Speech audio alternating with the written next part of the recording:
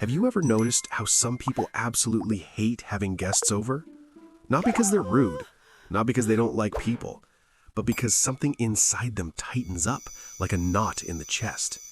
If that's you, this might finally make sense. Imagine this. You're at home. It's quiet. Everything is in your control. Then suddenly, someone says, "Hey, we're coming over."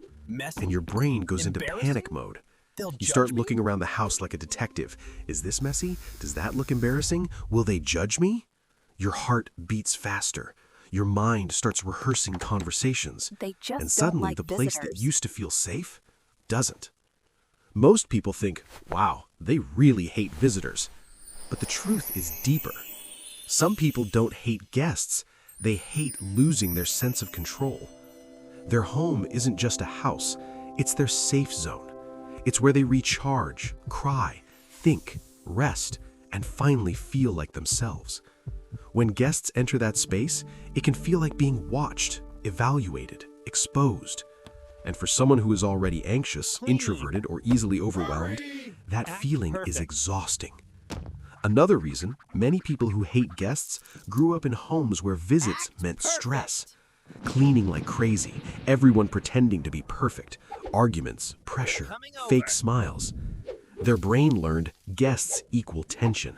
So as adults, they avoid that feeling. And then there's something else, something tender most people never see.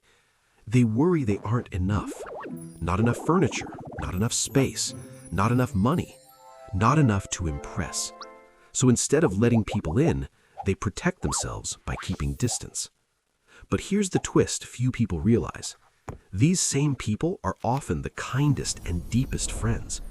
They'll happily meet you for coffee. They'll listen for hours. They'll show up when you need them. They just feel safest on neutral ground, not in a space where they feel judged. And that doesn't make them cold. It means they value peace over performance. They prefer small connections instead of loud gatherings, quiet conversations instead of chaos, depth instead of noise. If you're someone who hates having guests over, you are not broken. You're simply protecting a space that gives you comfort and stability. But here's the part that matters. You don't have to force yourself to become the host friend. You don't have to pretend you love parties. You don't have to open your door just to prove something.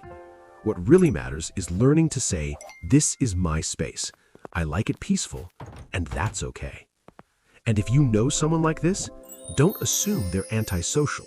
Don't think they don't care. Sometimes the people who struggle to invite others in are the ones carrying the most thoughts, the most worries, and the most gentle hearts. They just need safety first. And sometimes respecting their boundaries is the greatest form of love they'll ever feel. Because feeling understood can be even more comforting than having company. So if guests make you tense, if your home is your quiet world, and if you've ever wondered, why am I like this? Maybe the answer is simple.